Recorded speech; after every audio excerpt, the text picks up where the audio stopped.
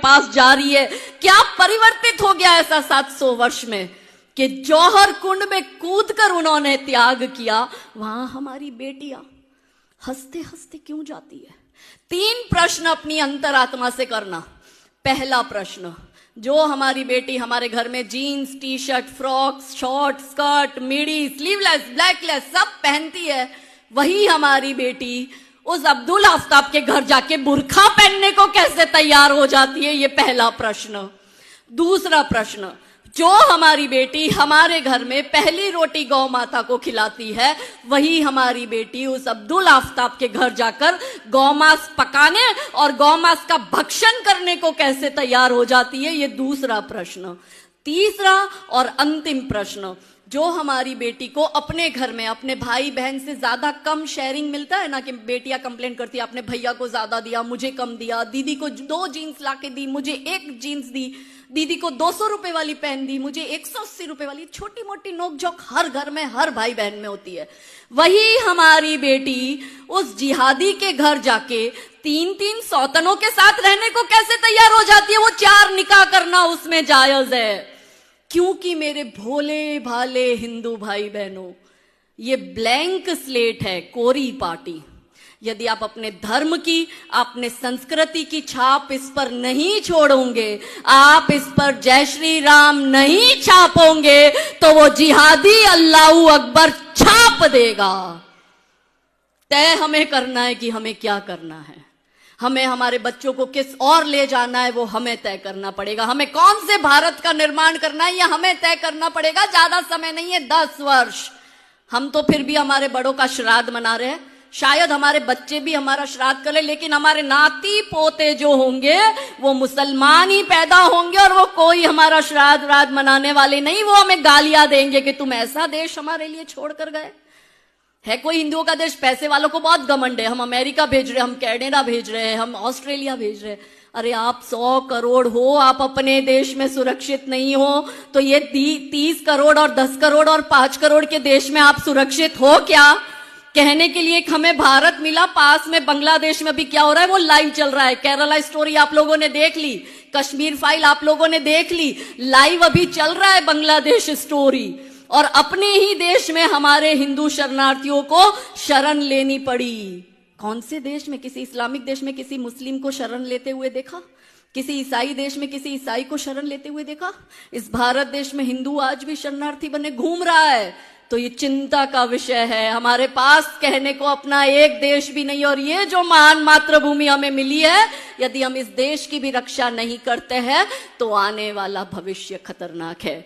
तो समर्थ नारी समर्थ भारत पर आज जो हमारी चर्चा हुई, इस चर्चा में अंत में, क्योंकि मारवाड़ी लोग हैं और महाराणा प्रताप के साथ हमारा कनेक्शन है, तो महाराणा प्रताप की मृत्यु की साधना बताकर अपनी वाणी को विराम दूंगी कि अकबर और महाराणा प्रताप के बीच का घनघोर युद्ध, महाराणा प्रताप ने करी मृत्यु की साधना। अकबर के साथ वो भी लोग थे जिनको अकबर के साथ रहना चाहिए था, और अकबर के साथ वो भी लोग थे जिनको महाराणा प्रताप के साथ रहना चाहिए था। इसमें 4 प्रकार के लोग आए।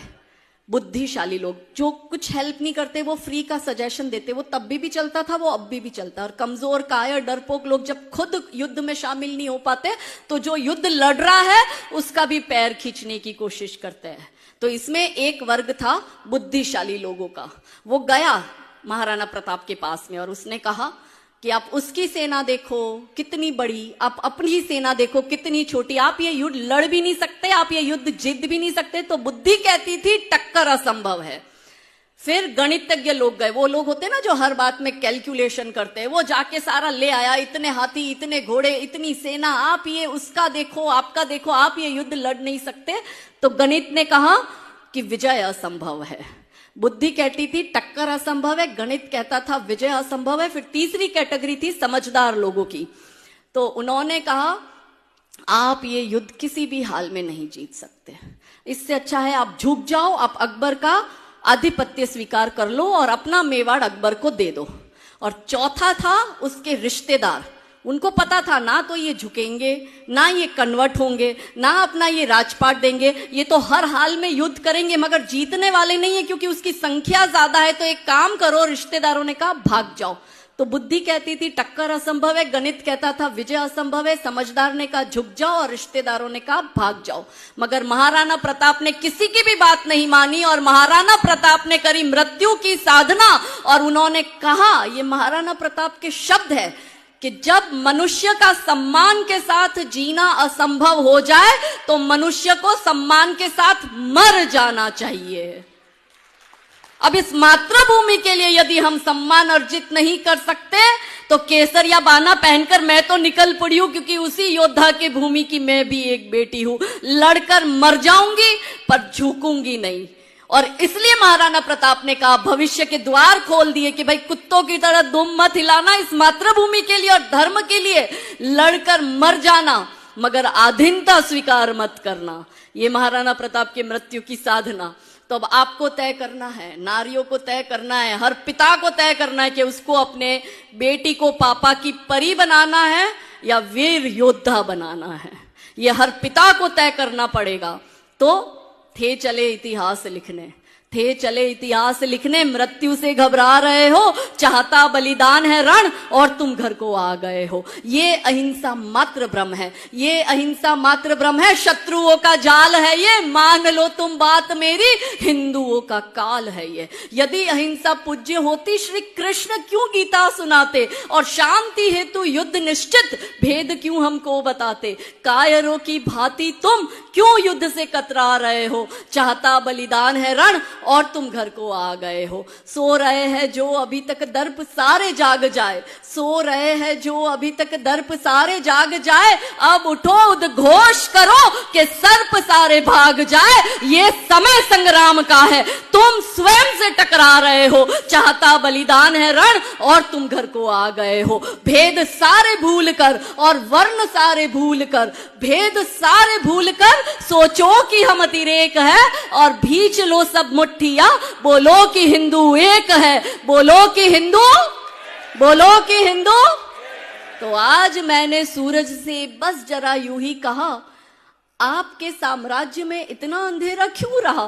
तमतमाकर वो दहाड़ा बोला, मैं अकेला क्या करूं, तुम बेफिक्रों के लिए मैं भला कब तक लड़ूं। आकाश की आराधना के चक्करों में मत पड़ो, संग्राम ये घनघोर है, कुछ मैं लड़ूं कुछ तुम लड़ो। बोलो सियावर रामचंद्र की, पवन सुत हनुमान की, उमापति महादेव की, रुक्मणी